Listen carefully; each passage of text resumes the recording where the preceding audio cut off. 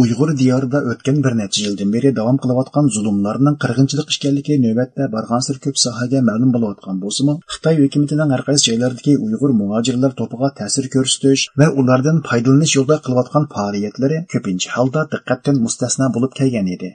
Mustaqil tadqiqotchi Lin Li va professor James Leiboldning o'rtaq amaliy suhbatida ro'yobga chiqqan Do'stona kuchlar parvishi Xitoyning Uyg'ur muhojirlar to'piga qaratgan faoliyatlari nomli doklad e'lon qilingandan keyin uzundan beri sal qarilib kelinayotgan bu tema haqidagi ba'zi savollarga javob berildi. Dokladda ko'rsatilishicha, Birlik ishxonasining qo'mondonligidagi muhojirlar ishxonasi har qaysi joylardagi Uyg'ur muhojirlar to'pini parchalash va Xitoyning ta'sirini kengaytirishda ko'p xil usullarni qo'llanib kelgan. Bunun yana o'z navbatida moddiy, ma'naviy va siyosiy vosita ishqisinib kelgan. 2015-yili Uyg'ur avtonom rayonlik siyosiy kengashining raisi Nurlan Abdumanjin Xinjiang muhojirlar xizmati rahbarlik majlisida aniq qilib, siyosiy jihatda qalbini uftish, do'stlik qo'rintish, madaniyat jihatda ta'sir ko'rsatish, iqtisodiy jihatda yer yo'lak bo'lish, boshqalarning diniy e'tiqodiga hurmat qilish degan 5 turlik mazmunni ta'kidlagan. 2017-yilga kelganda Xitoy muhojirlar ishxonasining mudiri Chu Yanping chet ellardagi kuchlar Xinjiangda muqimlik o'rnatishda muhim ahamiyatga ega deb ko'rsatgan. Bunun bilan birga buning uchun mablag' selish hamda iyona qilishdek qattiq vosita, madaniyat, axborot va ma'rif sohasiga o'xshash yumshoq vositalarni tang qo'llanish taklifini bergan. Har qaysi joylardagi muhojirlar ishxonasining hamkorligi bilan Misr, Arab Birlashma Xalifaligi, Tailand, Saudiya Arabiston qatorliq joylardan ko'plagan Uyg'urlar Xitoyga qaytarilgan. Avtorlar O'rta Osiyo Jumhuriyatlaridagi birlik xizmatlarini buningga alohida misol tariqasida tilga oladi. Aytilishicha, ilgirki vaqtlarda O'rta Osiyo Jumhuriyatlarida bo'libmi zo'r sondagi Uyg'ur muhojirlari makonlashgan Qozog'iston va Qirg'izistonda hukumat amaldorlari Uyg'ur diyoridagi zulmlarga yistashliq va andishlarini bildirib kelgan ekan. Ammo 2010-yillardan keyin Xitoy hukumatining bu rayonlarga iqtisodiy jihatdan mablag' solishi tufaylidan bu xil vaziyat kelmasga ketgan.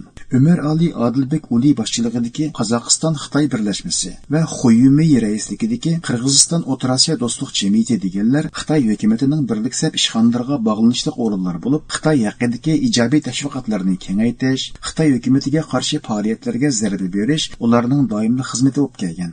2017-yili Xitoy birlik ishxonasining rahbarlaridan Tan Tianxiang Qozog'istonga ziyoratga borganda Ömer Ali Adilbek Uli oshkor holda "Men Xitoyda tug'ildim, Xitoyda cho'ng bo'ldim, keyincha Qozog'iston fuqaroligiga o'tdim, ammo qalbim har qachon Xitoyga qarab talpinadi" degan.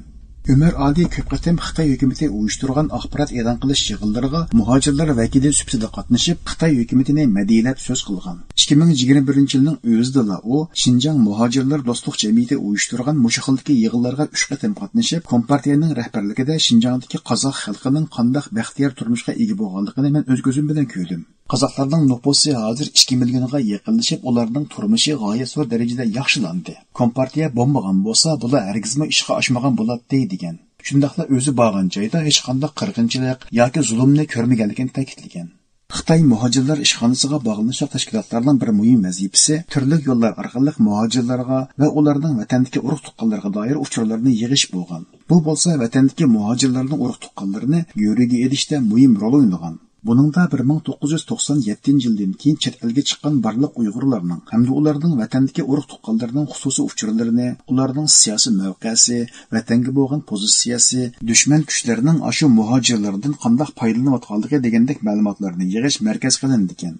Xitoy Markaziy muhojirlar ishxonasining mudiri Li Haifeng 2016-yilda chet ellardagi muhojirlarga doir barliq uchurlarni bir sondonga to'plash navbatdagi muhojirlar xizmatining bir muhim ehtiyoji deb ko'rsatib bergan. 2014-yili bo'lsa Uyg'ur avtonom rayonlik hukumatining Xitoy JX ministerligi va Markaziy muhojirlar ishxonasi bilan hamkorlashib, chet ellardagi osonliq millatlardan bo'lgan Xinjiang muhojirlarga doir uchur ombiri qurib chiqmoqchi bo'layotganligi Xalq gazetida rasmiy e'lon qilingan. Buningga Bingtuan sistemasi hamkorlashgan bo'lib, bu sondonlardagi uchurlar Xitoy hukumatining ashuxildagi parvishkorlik xizmatlariga ishlatilgan.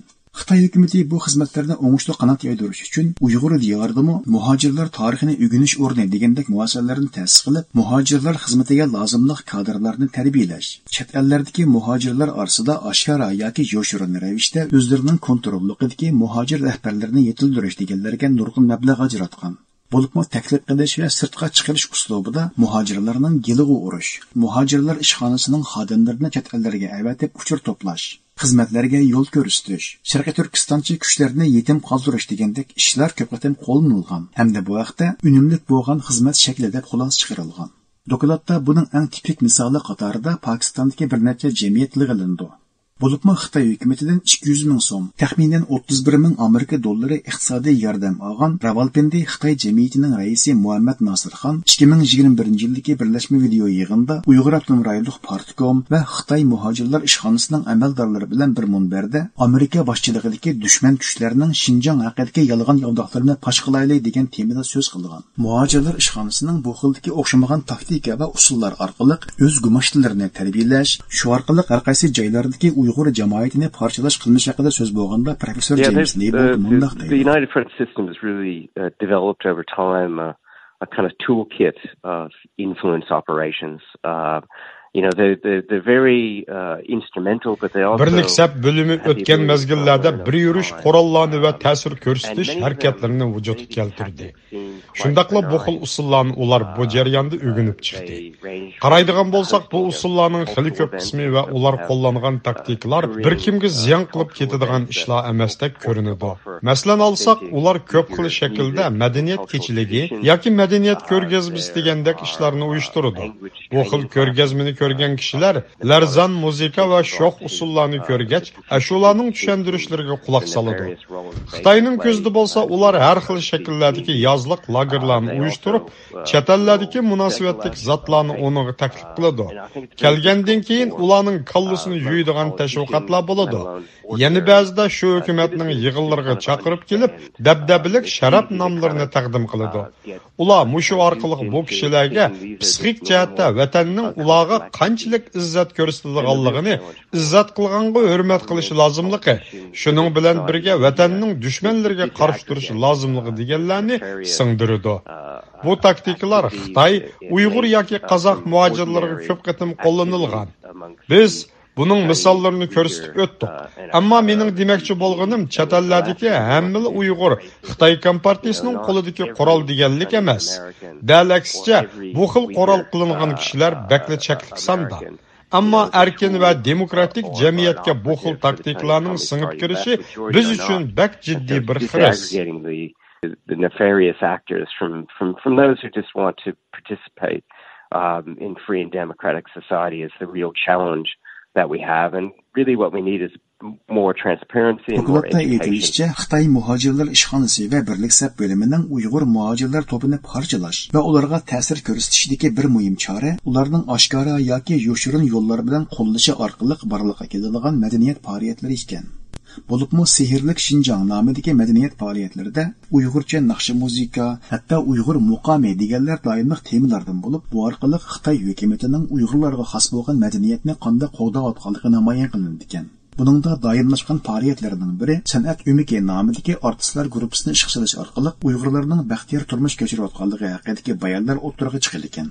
Dokladda misol uchun berilgan hodisalardan biri Uyg'ur diyoridagi zo'r tutqun va lagerga qamash harakati boshlanganda, ya'ni 2016-yil yozda Xitoy muhojirlar ishxonasi uyushtirgan ashxil faoliyatlarning biri Avstraliyaning Sidney shahrida sahnaga elib chiqilgan. Buningda shu joydagi Uyg'ur savdogarlardan Abdulhamid Sodiq aktiv rol o'ynagan hamda Erkin Osiyo radiosining ziyoratini qabul qilganda o'zining Xitoy elchixonasi bilan bo'lgan yaqin munosabatini yoshirib o'ltirmagan. Xitoy hukumatining qo'li bilan ro'yobga chiqadigan bu xil faoliyatlarda qo'shimcha holda Xinjiang yemek içmekleri, Xinjiang liboslari degandek nomlarda o'ttirga chiqqan. Ammo keyincha Uyg'ur yemek içmekleri va kiyim-kechaklarni o'ttirda namoyon qilgan artistlarning ko'pincha Xitoylar ekanligi. Ular orasida Uyg'urlarning yo'q deyarlik bo'lganligi oshkor bo'lgan. Bu xil faoliyatlar Sidney va Adelaide shaharlarida ko'p yuz bergan. Dokladda ko'rsatilishicha, Xitoy muhojirlar ishxonasi faol ko'z tikib kelayotgan parvish obyektlari muhojiratda cho'ng bo'lgan Uyg'urlar ekan. Xitoy muhojirlar ishxonasining to'rbetidagi maqolalarning birida Xinjiang muhojirlar xizmatining kelgusi umidi 2 va 3-avlod Xinjiangliklardan tarbiyalashdi. Ular bilan yaxshi munosabat o'rnatish, ishonch barpo qilib, milliy bo'lgunchilikni cheklashga emas, yana ijtimoiy muqimlik o'rnatishga foydali deyilgan. Xitoy hukumati bu jihatda yana siyosiy xarakterli shon-sharaf taqdim qilish, savdo fursati va iqtisodiy manfaat sharoiti yaratib berish orqali Sabir Bug'do, Anvar Abaydulla, Umar Ali Odilbek Uli qatorliq bir turkum o'lgulik shaxslarni barpo qilib chiqqan. Shuning bilan birga Xitoy hukumati bilan hamkorlashishning qanday parlaq istiqbolga ega bo'lganligi davron qilingan. Texmi muhimi, aşı xil yo'sinda Uyg'urlarning vakili deb tiklab chiqilgan bu yetakchilar oshkor holda Xitoy hukumatiga qarshi bo'lgan tanqidlarni ayiblash hamda boshqalarni gangirtib qo'yish rolini o'ynab kelgan. Buning bilan ular demokratik ellarda Xitoyning zulmlarini pardozlab ko'rsatishga muvaffaq bo'lsa, ancha boy va demokratik bo'lmagan davlatlarda savdo va madaniyat aloqa to'g'ri o'rnatib, bu joylardagi hokimiyatlarni Xitoy hukumatiga texmo beqindi qilib qo'yishga as qo'shgan.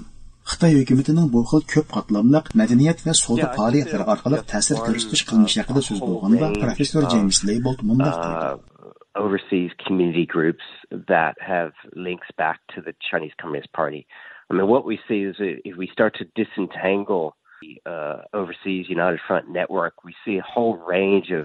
Shuncha ko'p muhojirlar tashkilotlariga inchikilab nazar solganimizda shuni bayqaymizki, ularning hammasi degidek Xitoy Kompartiyasiga berib chetiladi. Chet-ellardagi birliksab bo'limining bu to'rini yeshib ko'rdigan bo'lsak, biz bir qator tashkilotlarni bayqaymiz. Bu tashkilotlardagi rahbarlik guruhiga nazar solsak, ularning har qachon bir necha tashkilotga a'zo ekanligini bayqaymiz. Ana shu yo'sinda ular bir-biriga irmash-chirmash bo'lib ketgan. Ularning Xitoy diplomatiya to'ri va Beijing bilan bo'lgan aloqasiga qaraydigan bo'lsak, bu jihatdagi uchurlar bakmi ustunlik bilan niqoblab o'tilgan bo'lg'achqa, ularning ma'lum bo'lgan qismi ma'lum bo'lmagan qismiga nisbatan yo'qning o'rnida. Şinjan'a dair muhacirlar topida bu ahvalning eng yin qiyofati 5-yil Urumchi qirg'inchiligida aks etdi. Dunyoning har qaysi joylaridagi Uyg'urlar bu fojiani xotirlayotganda, Kanada Şinjan jamiyati va Turkiyadagi Şinjan savdo sanoatchilar birlashmasi o'ttirg'i chiqib, bu vaqtda Xitoy Kompartiyasi aytib kelayotgan muqomni qaytadan takrorlashga o'tdi. Amaliyotda bularning har ikkisi 5-yildagi ishlar bo'lib, uzun o'tmay tashkillangan jamiyatlar edi. Bu tashkilotlar ana shu yo'sinda dunyo jamoatining fikriga ta'sir ko'rsatishga urinib kelyotdi. Biz bu dokladda o'ttirib qo'ygan ahvol Uyg'urlarning vatandagi reallikning o'tgan 20 yilda qanchalik o'zgarib ketganligi emas, texmi muhimi Uyg'urlar duch kelayotgan zulmlarning hozir Amerika va Avstraliyaga o'xshash erkin davlatlarga kelayotganligini ko'rsatib berdi. Shunga biz bu dokladdagi 4 cho'ng misolni ulga qilib turib, bu g'oyat zo'r to'rning ichki va tashqi munosabatlarini pash qilishimiz lozim. Protections and the way in which those protections can be eroded or challenged in free countries like the United States or Australia. Ma'lum bo'lishicha, Beijingdagi Markaz Şinjan xizmati moslashtirish gruppasi, Markaziy birlik sab bo'limi va Markaz muhojirlar ishxonasidan tortib, Şinjan muhojirlar xizmati rahbarlik gruppasi, Şinjan birlik sab xizmati bo'limi, Şinjan muhojirlar ishxonasi qatorliq o'rinlar bir taxta shaxmat kabi moslashgan holda, bu xildagi Şinjan muhojirlar xizmatini texmo keng ko'lamda va saviyada davom qilmoqda ekan.